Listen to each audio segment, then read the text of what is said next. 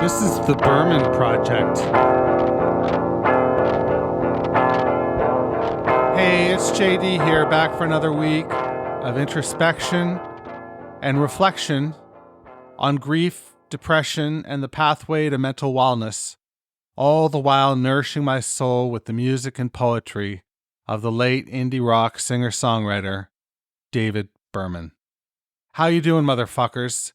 I am sitting here at my desk looking out the window right now, and it is gray and somewhat miserable out.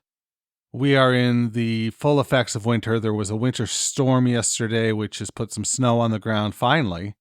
We had a green Christmas, and now there is snow, and this is what I have to look forward to for the next couple of months. It's not something I relish, I assure you of that. I pretty much am not an outdoor person in the winter, which is troubling because I need to be outdoors. I need to get fresh air and I need walks in, and it's tough. It's extra tough when fuckers don't shovel their walkways so that you can traverse the sidewalks, in an orderly manner without walking around looking as though you're having some sort of spastic reaction. It's just a strange thing when you're about to fall, the weird movements your body will make to maintain balance. It looks comical, but oftentimes it's very frightening. And I don't know, I'm getting to the point age-wise where falling is not something I long for. I've never broken a bone in my body. And I don't know, I feel I'm pretty tough, but I think that if I were to break a bone these days, I would be an absolute wimp about it because I've never experienced that pain. And I've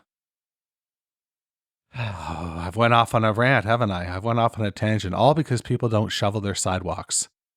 Just fucking get a shovel and shovel it, man. And if you've got a little salt, put some salt down. But I'll tell you what, my dogs, they don't like the salt. It irritates the pads of their feet. So there's that. Listen, I am in a bit of a funk. The new meds that I'm on were enough to get me noticed by my wife and several of my friends. They noted, you seem different. You seem better than you have over the last little while. And I agree. I went to a party on Saturday night. I didn't get laid. I got in a fight. It ain't no big thing. No, I'm just joking. That's a little lead forward for you.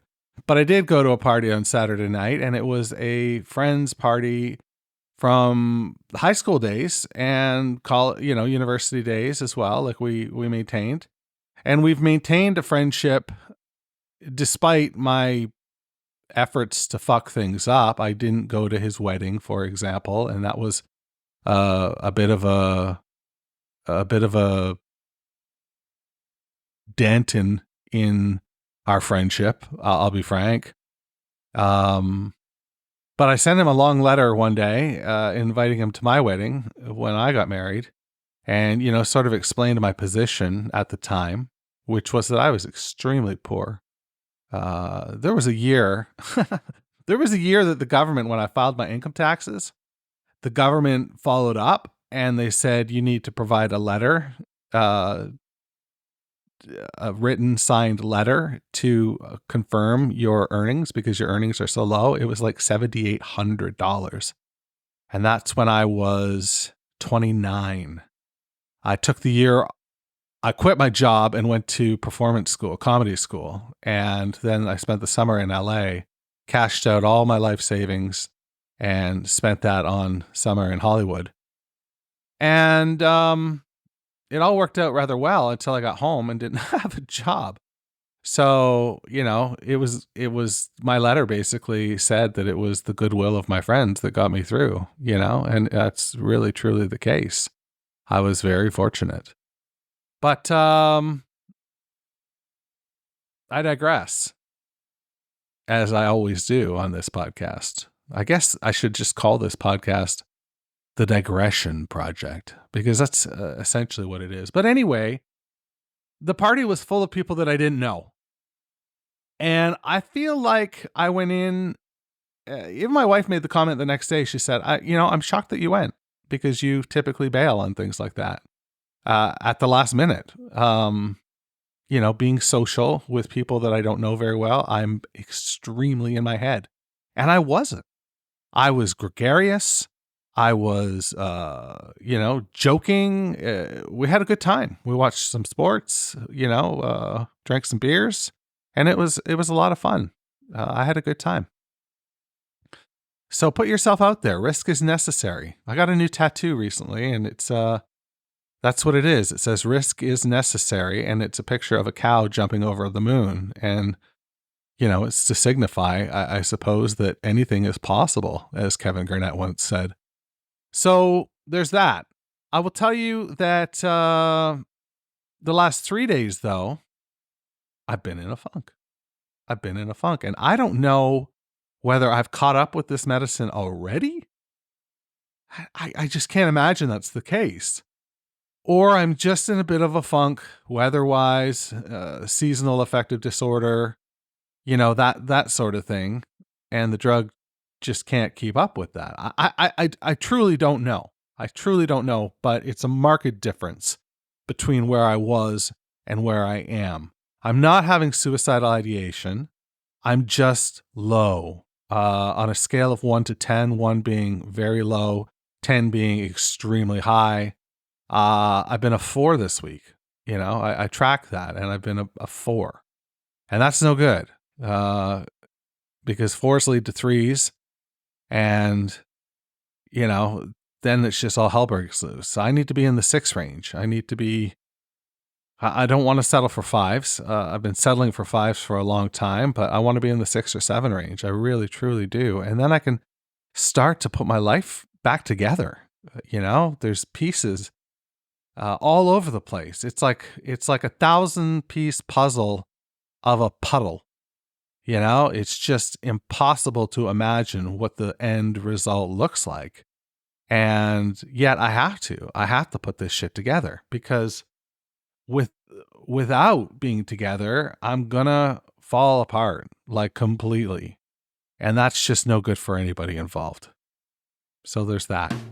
Radio's on, feeling alright, cruising the strip on a Saturday night, smiling I wave and I hide all my pain, but the sign on my bumper gives me away. Honk if you're lonely tonight, if you need a friend to get through the night, toot on your horn, flash of your brights. Honk if you're lonely tonight. I know a honky-tonk where we can go, a booth in the back with the lights way down low. The jukebox is playing a sad melody for heartbroken lovers just like you and me. We'll laugh and we'll flirt and we'll dance every dance. Before the night's over, we'll make romance. The morning will find us with a smile on our face, and we'll be together in a lover's embrace. Honk if you're lonely tonight, if you need a friend to get through the night, toot on your horn, the flash of your brights. Honk if you're lonely tonight.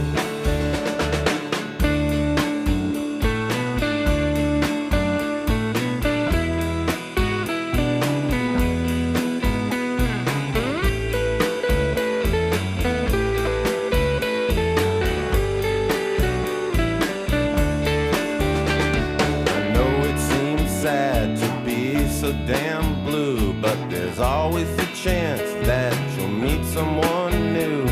I know that somewhere waiting for me is a sad, lonely lover with a bumper that reads, honk if you're lonely tonight.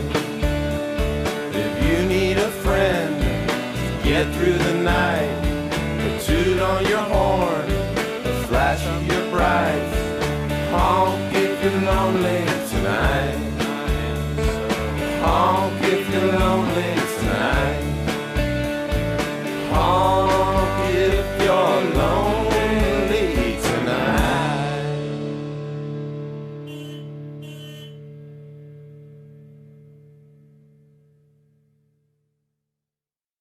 You got to not step on that. It's fading out nice there. And you don't want to step on it because, well, you just don't, because the artist wanted it to play that long, and I got to respect that. I got to respect the art, you know? You got to fucking respect that art. Garfunkel. So, Honk, if you're lonely, what do you think? Send me a message, jd@meetingmalcolmus.com. Would love to hear from you. I personally love this song, but I love this record. This record is just so damn good. And part of that is, the double vocals with Malk and Berman. And they just sound great together. It sounds like they're having fun. It sounds jangly. It sounds loose. It just sounds fun, even though that song is, in theory, a sad song. I don't think of it as sad. There's an uplift to it. And it's punctuated, though, with that sound of the honking horn right at the end, indicating that, Berman is lonely tonight, and that's no good for anybody. So there's that. Let's get cracking with Self-Portrait at age 28. This is, what is this? Part 3 or part 4? This is part 4 of Self-Portrait at age 28 from the book Actual Air, Berman's collection of poetry. So let's get right to that. There are things I've given up on, like recording funny answering machine messages. It's part of growing older, and the human race as a group has matured along the same lines. It seems our comedy dates the quickest. If you laugh out loud at Shakespeare's jokes, I hope you won't be insulted if I say you're trying too hard. Even sketches from the original Saturday Night Live seem slow-witted and obvious now. It's just that our advances are irrepressible. Nowadays, little kids can't even set up lemonade stands. It makes people too self-conscious about the past, though try explaining that to a kid. I'm not saying it should be this way. All this new technology will eventually give us new feelings that will never completely displace the old ones, leaving everyone feeling quite nervous and split in two. We will travel to Mars, even as folks on Earth are still ripping open potato chip bags with their teeth. Why? I don't have the time or intelligence to make all the connections, like my friend Gordon. This is a true story, who, having grown up in Braintree, Massachusetts, had never pictured a brain snagged in a tree until I brought it up. He'd never broken the name down to its parts. By then, it was too late. He had moved to Coral Gables. That is Self-Portrait at age 28, and that is part 4. And it ends with a chuckle. I love the ending of that poem, that section of the poem. Coral Gables and Braintree, Massachusetts. I always have trouble saying Massachusetts. I'm not sure if anybody else does. I also loved the idea that we're going to land on Mars while certain people on Earth are still ripping open potato chip bags with their teeth. It just shows how primitive we are and how far we can get, a certain cohort of us anyway. I don't know what that's going to look like. I rarely do. I'm just not intelligent enough to articulate. Oh, man. So good. This is just another example of Berman being Berman and really delivering the goods. I think that this poem, once we hear it all together, and I will do that, I'll stitch it all together at the end and put it out as a separate podcast on the feed. I think you're going to be real happy with it when you hear it all together, but it's just too long to do in one episode, I feel. So that's why I've chosen to break it down. And it's also broken down into pieces in the book. So I think it, only makes sense. That's what I have for you this week. Wish me luck in the week to come. I hope that this drug kicks back in. I see my doctor soon enough, and maybe he'll have to bump me. Maybe he'll have to bump me from 100 milligrams to 200 milligrams. I don't know. But I'm willing to do what it takes. So there's that. Talk to you next week. Stay hungry, stay foolish, and of course, wash your damn hands.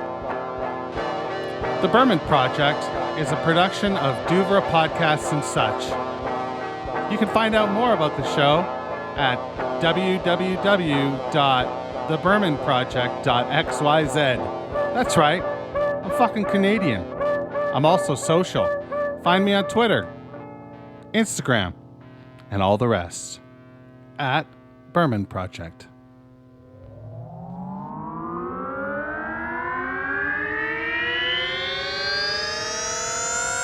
Douvra Podcasts and Such.